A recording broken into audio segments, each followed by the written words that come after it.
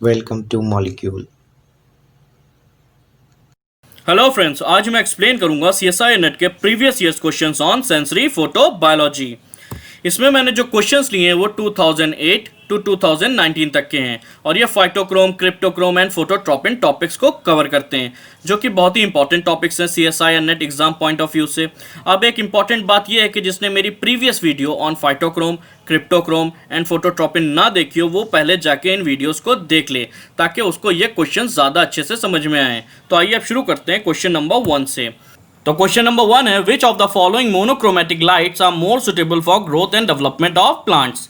तो मैंने अपनी प्रीवियस वीडियोस में बताया था कि प्लांट्स की growth and development red, far red and blue light में प्रमोट होती है, क्योंकि प्लांट्स के पास रेड, फार रेड लाइट का फोटो रिसेप्टर होता है फाइटोक्रोम, और ब्लू लाइट के फोटो रिसेप्टर होते हैं क्रिप्टोक्रोम, फोटोट्रॉपिन एंड ज़्यूटिलूप फैमिली, जो कि लाइट को एब्जॉर्ब करते हैं और प्लांट्स की ग्रोथ एंड डेवलपमेंट को प्रमोट करते हैं। अब आइए ऑप्शंस देख लेते हैं। ऑप्शन ए रेड, फार रेड, जो कि गलत है क्योंकि यहाँ पर सिर्फ फाइटोक्रोम के बारे में बात हो रही है। Option B red, blue, far red, ये ऑप्शन सही है क्योंकि यहाँ पर सारे फोटो रिसेप्टर्स की बात हो रही है।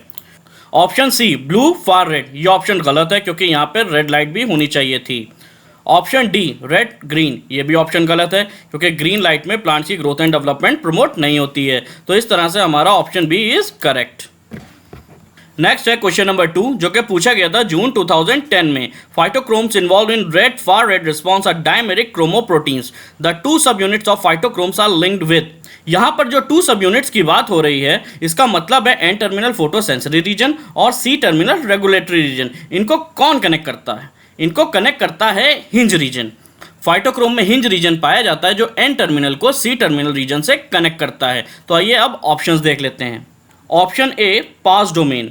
पास डोमेन ये ऑप्शन गलत है क्योंकि पास डोमेन एन टर्मिनल रीजन में पाया जाता है फाइटोक्रोम के, मगर ये एन टर्मिनल को सी टर्मिनल से कनेक्ट नहीं करता है। ऑप्शन बी पीटीबी डोमेन, मतलब फास्फोटायरोसिन बाइंडिंग डोमेन, ऐसा कोई भी डोमेन फाइटोक्रोम में नहीं पाया जाता है, तो ये भी ऑप्शन गलत हो गया। ऑप्शन सी है हिंज रीजन, ये हमारा करेक्ट आंसर है क्योंकि hinge region N terminal photo sensory region और सी टर्मिनल रेगुलेटरी रीजन को आपस में कनेक्ट करता है। ऑप्शन डी है काइनेज डोमेन, ये भी ऑप्शन गलत है क्योंकि जो काइनेज डोमेन फाइटोक्रोम के पास होता है उसका नाम है HKRD डोमेन, मतलब हिस्टिडीन काइनेज रिलेटेड डोमेन, और इसका कोई रोल नहीं होता है फाइटोक्रोम की टू सब यूनिट्स को आपस में कनेक्ट करने में। तो ये भी ऑप्शन गलत हो गया। तो हमारा राइट आंसर है सी हिंज रीजन, जो कि कनेक्ट करता है N terminal photo sensory region को सी टर्मिनल रेगुलेटरी रीजन से। नेक्स्ट हमारा क्वेश्चन नंबर 3, जो कि पूछा गया था दिसंबर 2010 में। Chromophore associated with phytochrome of plant is. तो आप लोग जानते हैं कि जो क्रोमोफोर फाइटोक्रोम में होता है इसका नाम फाइटोक्रोमोबिलिन होता है, जो कि स्ट्रक्चरली सिमिलर होता है फाइकोबिलिन से। तो आइए अब ऑप्शंस देख लेते हैं। ऑप्शन ए है फाइकोबिलिन, जो कि करेक्ट आंसर है, लेकिन और भी ऑप्शंस देख लेते हैं। ऑप्शन बी है बीटा कैरोटीन, ये एसेसरी लाइट हार्वेस्टिंग पिगमेंट्स होते हैं प्लांट्स में और ये क्रोमोफोर नहीं होते हैं फाइटोक्रोम के, तो ये भी ऑप्शन हमारा गलत हो गया। ऑप्शन सी है टेरिन, ये क्रिप्टोक्रोम का क्रोमोफोर होता है और ये फाइटोक्रोम में पाया ही नहीं जाता है, तो ये भी ऑप्शन हमारा गलत हो गया। नेक्स्ट ऑप्शन है फ्लेविन एडेनिन डाइन्यूक्लियोटाइड, मतलब FAD, ये भी क्रोमोफोर होता है क्रिप्टोक्रोम का और फाइटोक्रोम में ये भी एब्सेंट होता है, तो ये भी हमारा ऑप्शन गलत हो गया। तो मतलब हमारा ऑप्शन कौन सही है? फाइकोबिलिन। अब नेक्स्ट क्वेश्चन है हमारा क्वेश्चन नंबर 4, जो कि पूछा गया था जून 2011 में। The photo receptor commonly involve in light entrainment of the biological clock in flies, moulds and plants is. तो अगर आप लोगों ने मेरी प्रीवियस वीडियो देखी होगी क्रिप्टोक्रोम वाली, तो उसमें मैंने बताया था कि क्रिप्टोक्रोम बायोलॉजिकल क्लॉक का इस्टेब्लिशमेंट करता है प्लांट्स, इंसेक्ट्स एंड मैमल्स में। अब आइए ऑप्शंस देख लेते हैं। ऑप्शन ए है फाइटोक्रोम, जिसका बहुत ही माइनर रोल होता है बायोलॉजिकल क्लॉक में और ये फ्लाइज में एब्सेंट भी होता है, तो ये गलत हो गया। ऑप्शन बी है रोडोप्सिन, ये भी ऑप्शन गलत है क्योंकि रोडोप्सिन एक GPCR है जो कि रेटिना के रॉड्स में पाया जाता है, वर्टिब्रेट्स में, और इसका कोई भी रोल नहीं होता है बायोलॉजिकल क्लॉक में, and it is also absent in plants, तो ये भी ऑप्शन हमारा गलत हो गया। ऑप्शन सी है हमारा कैरेटिनॉइड। कैरेटिनॉइड हमारे एसेसरी लाइट हार्वेस्टिंग पिगमेंट्स होते हैं प्लांट्स में, इनका कोई भी रोल नहीं होता है बायोलॉजिकल क्लॉक में और ये फ्लाइज में एब्सेंट भी होते हैं, तो ये भी हमारा ऑप्शन गलत हो गया। ऑप्शन डी है हमारा क्रिप्टोक्रोम, ये सही ऑप्शन है क्योंकि जैसा कि मैंने अभी बताया था आप लोगों को, क्रिप्टोक्रोम प्लांट्स, इंसेक्ट्स, मैमल्स में पाया जाता है और ये इंपॉर्टेंट रोल प्ले करता है बायोलॉजिकल क्लॉक एंट्रेनमेंट में। तो option D is correct. Next है हमारा क्वेश्चन नंबर 5 जो कि पूछा गया था दिसंबर 2011 में। Chloroplast distribution in a photosynthesizing cell is govern by blue light sensing phototropin 2 FOT2 when the cells are irradiated with high intensity blue light the chloroplast. तो मैंने अपनी फोटोट्रोपिन वाली वीडियो में बताया था कि जब ब्लू लाइट की इंटेंसिटी बहुत ज़्यादा होती है तो क्लोरोप्लास्ट शो करते हैं अवॉइडेंस रिस्पॉन्स, मतलब है कि हाई लाइट इंटेंसिटी में क्लोरोप्लास्ट मूव कर जाते हैं parallel to the incident rays, मतलब chloroplast move to the side walls to avoid photo damage. अब आइए ऑप्शंस देख लेते हैं। ए है move to the side walls, ये ऑप्शन हमारा करेक्ट है। बी ऑप्शन है हमारा aggregate in the middle of the cell, ये ऑप्शन गलत है क्योंकि ऐसा कुछ भी नहीं होता है। ऑप्शन सी है हमारा आर स्पार्सली डिस्ट्रीब्यूटेड, ऐसा भी कुछ नहीं होता है, तो ये भी हमारा ऑप्शन गलत हो गया। अब नेक्स्ट है हमारा D option aggregate in small clusters, तो ये भी हमारा ऑप्शन गलत हो गया क्योंकि जैसा मैंने आपको अभी बताया था कि जब इंटेंसिटी बहुत ज़्यादा होती है लाइट की तो क्लोरोप्लास्ट मूव कर जाते हैं टू द साइड वॉल्स। अब नेक्स्ट है हमारा क्वेश्चन नंबर 6 जो कि पूछा गया था जून 2012 में। Red and far red lights are perceived by plants through various photoreceptors including phytochromes. The activation of phytochrome is caused by, तो मैंने अपनी फाइटोक्रोम वाली वीडियो में बताया था कि फाइटोक्रोम सिंथेसाइज होता है पीआर के फॉर्म में इन द डार्क और ये इनएक्टिव फॉर्म होता है, मगर जब पीआर फॉर्म पर रेड लाइट पड़ती है ये कन्वर्ट हो जाता है पीएफआर फॉर्म में जो कि एक्टिव फॉर्म होता है फाइटोक्रोम का और इनिशिएट करता है बायोलॉजिकल रिस्पॉन्सेस को। तो आइए अब देख लेते हैं ऑप्शंस को। ऑप्शन ए है conversion of PR to PFR form through the effect of red light, ये हमारा ऑप्शन करेक्ट है क्योंकि पीआर फॉर्म पे जब रेड लाइट पड़ती है तो ये पीएफआर फॉर्म में कन्वर्ट हो जाता है और इनिशिएट करता है बायोलॉजिकल रिस्पॉन्सेस को, क्योंकि यही हमारा एक्टिव फॉर्म ऑफ फाइटोक्रोम होता है। ऑप्शन बी है हमारा repression of PR form through the effect of far red light, तो ये भी हमारा ऑप्शन गलत है क्योंकि ऐसा कुछ होता ही नहीं है फाइटोक्रोम में। अब नेक्स्ट है हमारा option C equal proportion of red and far red lights at same fluence rates, तो ये भी हमारा ऑप्शन गलत हो गया क्योंकि ऐसा भी कुछ नहीं होता है फाइटोक्रोम के मैकेनिज्म में। अब नेक्स्ट है हमारा option D presence of red and far red light at different Fluence rates, ये भी हमारा ऑप्शन गलत है क्योंकि ऐसा भी कुछ नहीं होता है फाइटोक्रोम में। अब नेक्स्ट है हमारा क्वेश्चन नंबर 7 जो कि पूछा गया था जून 2012 में। Plants have evolved with multiple photo receptors which can perceive specific wavelength of light, which one of the following statements is correct about the photo receptors. तो आइए अब ऑप्शंस को देख लेते हैं। ऑप्शन ए है हमारा phytochrome A can perceive far red and blue light, ये ऑप्शन सही है क्योंकि जो फाइटोक्रोम ए होता है ये टाइप 1 फाइटोक्रोम होता है और ये फोटो रिसेप्टर होता है फार रेड और ब्लू लाइट का और ये प्रमोट करता है फोटोमॉर्फोजेनेसिस को, तो option A is correct.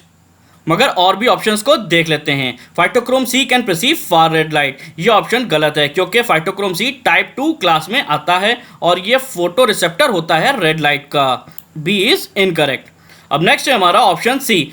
Option C है cryptochrome 1 and phytochrome B are responsible for perceiving blue light, ये भी ऑप्शन गलत है क्योंकि क्रिप्टोक्रोम तो करता है ब्लू लाइट को परसीव मगर फाइटोक्रोम बी रेड लाइट को परसीव करता है और ये रेड लाइट का फोटो रिसेप्टर होता है, ये ब्लू लाइट को परसीव नहीं करता है, तो ये भी हमारा गलत हो गया ऑप्शन सी। अब नेक्स्ट है option D phytochrome B can predominantly perceive far red light, ये भी ऑप्शन गलत है क्योंकि अभी मैंने बताया था कि फाइटोक्रोम बी रेड लाइट का फोटो रिसेप्टर होता है और ये परसीव करता है रेड लाइट को और रेड लाइट में ये फोटोमॉर्फोजेनेसिस को प्रमोट करता है, तो ये भी हमारा ऑप्शन गलत हो गया। तो हमारा करेक्ट ऑप्शन है ऑप्शन ए। नेक्स्ट है हमारा क्वेश्चन नंबर 8 जो कि पूछा गया था दिसंबर 2012 में। Light is perceived by various photoreceptors in plants. The photoreceptors predominantly work at specific wavelength of light. Some of the following statements are related to the function of plant photoreceptors. तो आइए अब statements को देख लेते हैं। तो ए है phytochrome A predominantly perceive red and far red light, तो अभी मैंने आपको बताया था कि phytochrome A far red and blue light को परसीव करता है और ये फार रेड और ब्लू लाइट का फोटो रिसेप्टर होता है, तो ये स्टेटमेंट आपका गलत हो गया। बी है phytochrome B predominantly perceive red light, ये स्टेटमेंट सही है क्योंकि फाइटोक्रोम बी रेड लाइट का फोटो रिसेप्टर होता है और ये रेड लाइट को प्रीडोमिनेंटली परसीव करता है और फोटोमॉर्फोजेनेसिस को प्रमोट करता है।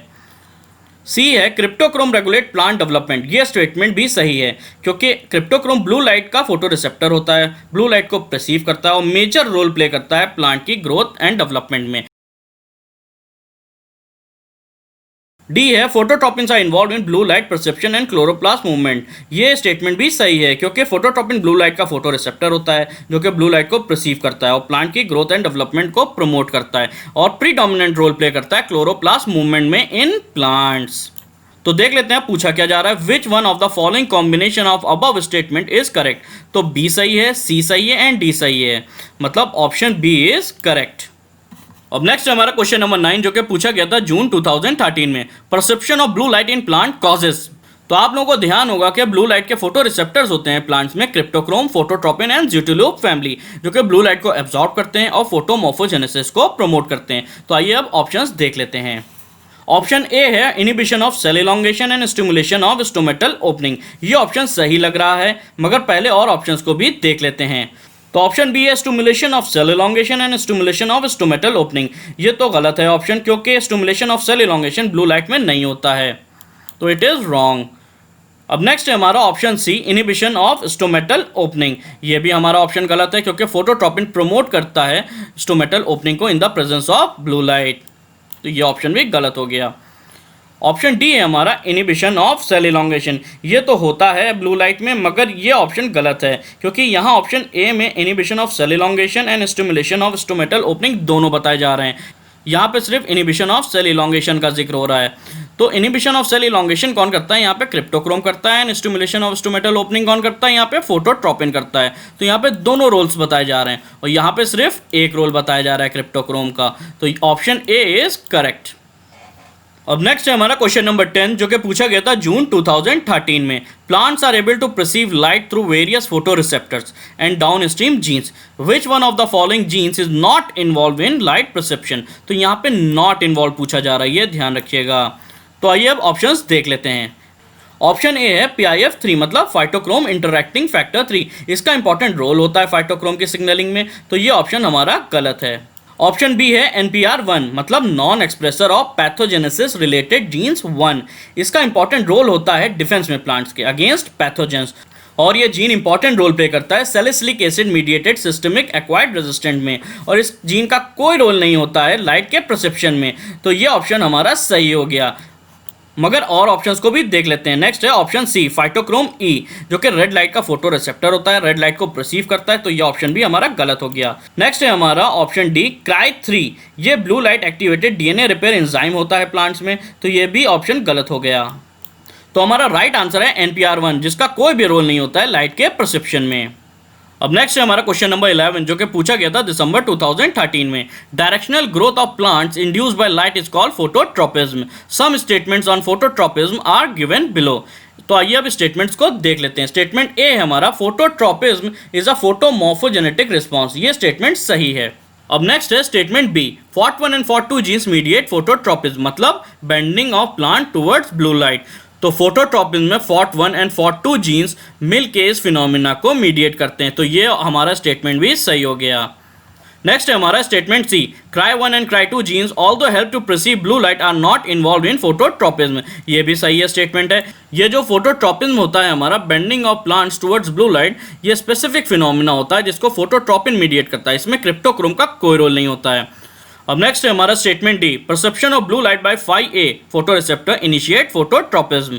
तो ये स्टेटमेंट हमारा एकदम गलत है, क्योंकि फोटोट्रोपिज्म में फाइटोक्रोम ए का कोई रोल नहीं होता है, इसमें सिर्फ रोल प्ले करता है हमारा ब्लू लाइट का फोटो रिसेप्टर फोटोट्रोपिन। तो आइए अब देख लेते हैं हम लोग के क्या पूछा जा रहा है, विच one of the following combination of the above statements is correct. तो हमारा स्टेटमेंट ए करेक्ट है, स्टेटमेंट बी करेक्ट है, स्टेटमेंट सी करेक्ट है, तो इस हिसाब से हमारा option A is correct. Next है हमारा क्वेश्चन नंबर 12 जो कि पूछा गया था दिसंबर 2014 में, light is crucial for plant growth and development following are certain statements related to photo receptors in model plant arabidopsis thaliana. तो आइए अब स्टेटमेंट्स को देख लेते हैं। तो स्टेटमेंट ए है, among the 5 phytochrome genes representing a gene family 5B play a predominant role in red light perception. ये स्टेटमेंट सही है, क्योंकि फाइटोक्रोम जीन्स की एक फैमिली होती है जिसके 5 मेंबर्स होते हैं, phytochrome A, phytochrome B, phytochrome C, phytochrome D and phytochrome E.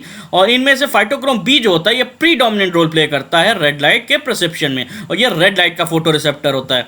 और फाइटोक्रोम ए जो होता है हमारा ये प्रीडोमिनेंट रोल प्ले करता है फार रेड लाइट के परसेप्शन में। तो स्टेटमेंट ए हमारा सही है।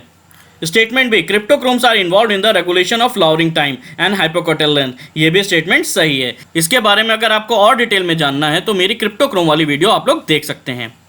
Statement C, 5A photo receptor is predominantly involve in far red light perception. ये भी स्टेटमेंट सही है, जैसा कि मैंने पहले भी आपको बताया था। नेक्स्ट है statement D, the LOV domain of phytochrome C 5C is an important domain for signal transmission. ये स्टेटमेंट हमारा गलत है क्योंकि फाइटोक्रोम के पास लव डोमेन होते ही नहीं है, ये होते हैं फोटोट्रोपिन के पास। तो अब देख लेते हैं क्या पूछा जा रहा है, विच one of the following combinations of above statements is correct. तो हमारा स्टेटमेंट ए करेक्ट है, स्टेटमेंट बी करेक्ट है, स्टेटमेंट सी करेक्ट है, तो हमारा option A is correct. Next है क्वेश्चन नंबर 13 जो कि पूछा गया था दिसंबर 2014 में। Light is the dominant environmental signal that controls stomatal movement in leaves of well watered plants grown in natural environment. Which one of the following wavelengths of light is responsible for such regulation. तो मैंने अपनी previous videos में आपको बताया था कि blue light stimulate करती है स्टोमेटल मूवमेंट और फोटोट्रोपिन फोटो रिसेप्टर जो होता है ये डोमिनेंट रोल प्ले करता है स्टोमेटल ओपनिंग में। तो आइए अब ऑप्शंस को देख लेते हैं। ऑप्शन ए है रेड, ये गलत ऑप्शन है। ऑप्शन बी है ब्लू, ये सही ऑप्शन है जैसा कि अभी मैंने आपको बताया था। ऑप्शन सी है ग्रीन, ये भी गलत है क्योंकि ग्रीन लाइट में भी स्टोमेटल मूवमेंट नहीं होता है।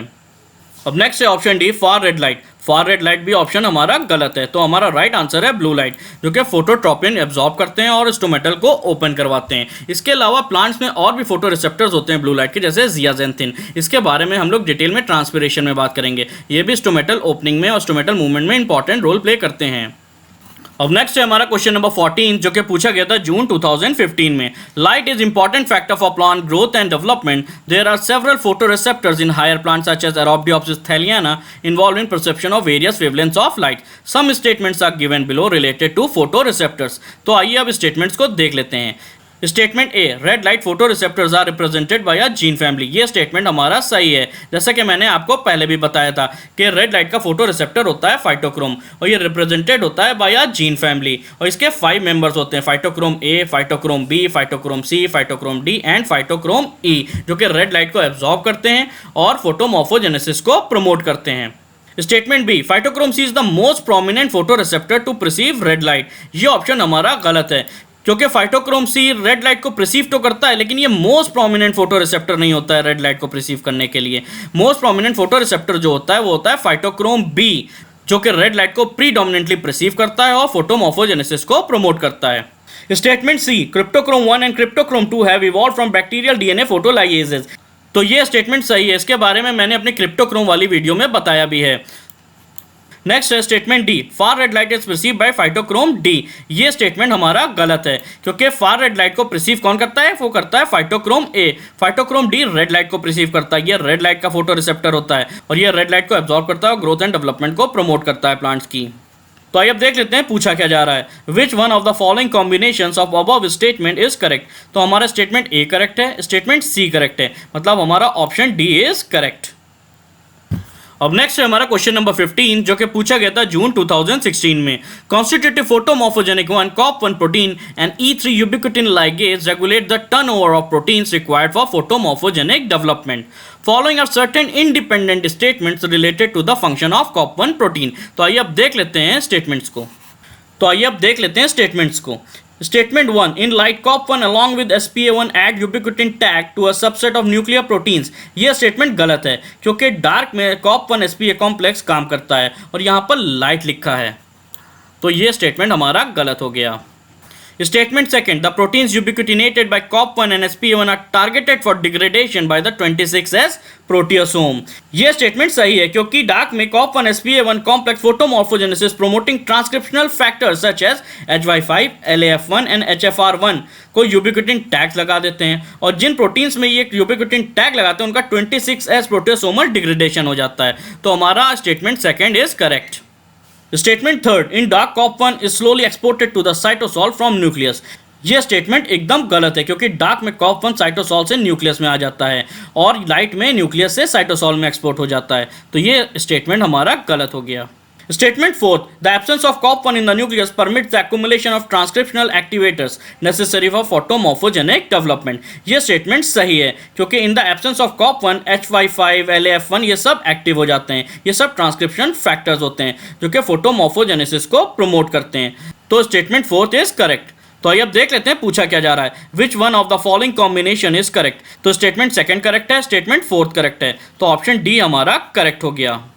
नेक्स्ट है क्वेश्चन नंबर 16 जो कि पूछा गया था जून 2016 में। Which one of the following photo receptors play a role in day length perception and circadian rhythms. Circadian rhythms में मेजर रोल होता है क्रिप्टोक्रोम एंड ज़्यूटिल्यूब फैमिली का। तो आइए अब देख लेते हैं ऑप्शंस को।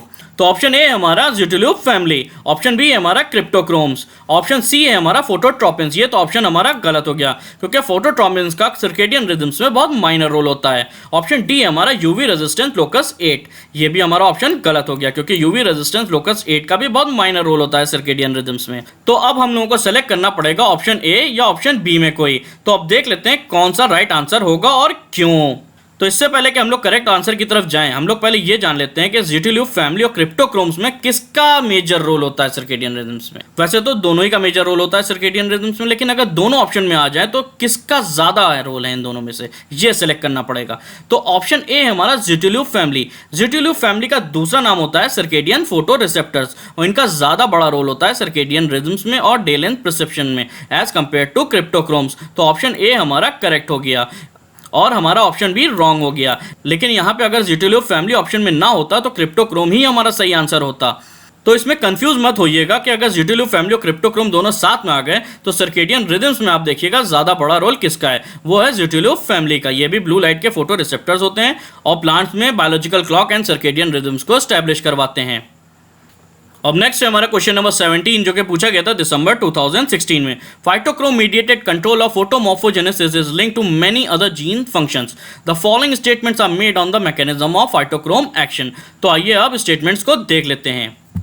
Statement A, phytochrome function required COP1 and E3 ubiquitin ligase that brings about protein degradation. ये स्टेटमेंट सही है, इसको डिटेल में आप लोग मेरी फाइटोक्रोम की वीडियो में देख सकते हैं। स्टेटमेंट बी है COP1 is slowly exported from nucleus to the cytoplasm in the presence of light. इसके बारे में मैंने अभी आपको बताया था कि COP1 जो होता है ये लाइट की प्रेजेंस में साइटोप्लाज्म से न्यूक्लियस में मूव कर जाता है और in the absence of light मतलब इन डार्क में COP1 साइटोप्लाज्म से न्यूक्लियस में आ जाता है। तो ये स्टेटमेंट हमारा सही हो गया। अब स्टेटमेंट सी है हमारा H55 is targeted by COP1 for degradation in the presence of light. ये स्टेटमेंट हमारा एकदम गलत है क्योंकि H55 लाइट की प्रेजेंस में डिग्रेड होता ही नहीं है क्योंकि COP1 न्यूक्लियस से साइटोप्लाज्म में मूव कर जाता है मतलब एक्सपोर्ट हो जाता है। नेक्स्ट है statement D, H55 is a transcription factor involve in photomorphogenetic response. ये स्टेटमेंट हमारा एकदम सही है क्योंकि H55 एक B-zip ट्रांसक्रिप्शन फैक्टर होता है जो कि प्रमोट करता है फोटोमॉर्फोजेनेसिस को इन प्रेजेंस ऑफ लाइट। तो आइए अब देख लेते हैं पूछा क्या जा रहा है। विच one of the following combination is correct. तो स्टेटमेंट ए करेक्ट है, स्टेटमेंट बी करेक्ट है, स्टेटमेंट डी करेक्ट है। तो हमारा ऑप्शन सी इज करेक्ट। अब नेक्स्ट है हमारा क्वेश्चन नंबर 18 जो कि पूछा गया था जून 2017 में। In a photo response experiment imbibed seeds were kept under the following light regimes and their germination status was noted as follows।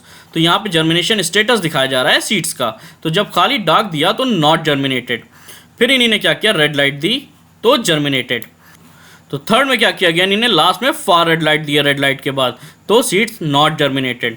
तो इन्होंने फोर्थ में क्या किया, लास्ट में रेड लाइट दी है तो सीड्स आर जर्मिनेटेड। और फिर लास्ट फिफ्थ में इन्होंने क्या किया, लास्ट में फार रेड लाइट दी है तो सीड्स नॉट जर्मिनेटेड। तो आप देखेंगे कि जब रेड लाइट दी जा रही है तो जर्मिनेशन आ रहा है, जब फार रेड लाइट दी जा रही है तो नॉट जर्मिनेशन आ रहा है। तो आप लोग हमेशा लास्ट रिस्पॉन्स देखिएगा कि आखिरी में लाइट कौन सी दी जा रही है। जो आखिरी में लाइट दी जाएगी वही डिटरमाइन करेगी कि सीड जर्मिनेट होगा कि नॉट जर्मिनेटेड रहेगा। तो आखिरी में सेकंड वाले में आप लोग देख सकते हैं कि रेड लाइट दी गई है तो सीड्स जर्मिनेटेड।